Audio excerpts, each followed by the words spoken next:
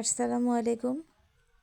সকালবেলা সব কাজ শেষ করে আজকে ভাত নিয়ে বসেছি, কারণ আজকে কড়কড়া ভাত হলো রেখেছিলাম। তো কড়কড়া ভাতগুলো এই শীতের দিনে যদি এমনি ঝাল পেঁয়াজ দিয়েও মাখানো হয়, খেতে অনেক ভালো লাগে।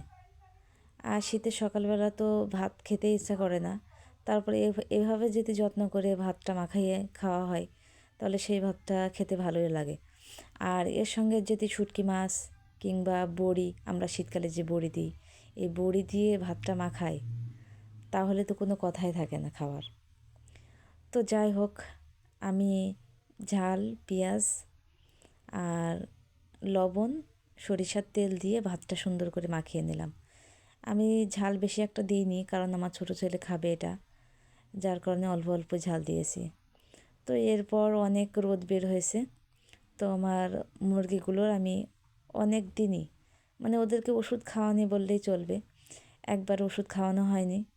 তো একটু মানে অনেকটাই শীত পড়ে গেছে, যার কারণে ভাবলাম যে ওদেরকে ওষুধ খাইয়ে দিই। তো আমি একটা একটা করে ধরে ওষুধ খাইয়ে দিচ্ছিলাম। তো এখানে আমার 11টা মুরগি আছে। আলহামদুলিল্লাহ, মুরগিগুলো আমার অনেক বড় বড় হয়ে গিয়েছে।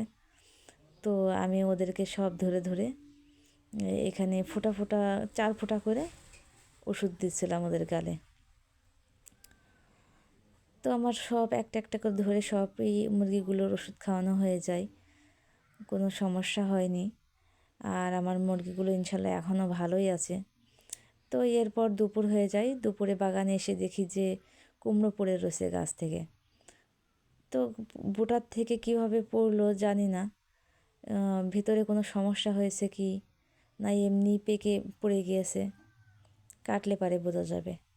তো এরপরে আমাদের হচ্ছে বাগান থেকে বাজার থেকে আমাদের হচ্ছে বেগুন গাছ নিয়ে এসছে, কাটা বেগুন গাছ এগুলো। তো এখানে লাগানো হচ্ছিল, আর পাশে এখানে কলমি শাক লাগানো হবে, আর এদিকে তো টমেটো গাছ লাগানো হয়েছে। তো ওই সাইডে টমেটো গাছ লাগানো হয়েছে, ওগুলো তো আলহামদুলিল্লাহ ধরে শুরু হয়ে গিয়েছে ধরন। তো এদিকে দুপুর হয়ে যায়, আমাদের গাছ থেকে কামরাঙা কয়টা পাড়া হয়েছে, দুপুরে একটু লবণ দিয়ে খেলে পারে বেশ ভালোই লাগে। আর এদিকে কুমড়োর শাক রান্না করা হবে। তো কুমড়োর শাক দিয়ে আর হচ্ছে সজনে পাতা দিয়ে একসঙ্গে ভাজি করব। তো সবাই আমার ভিডিওটা দেখবেন।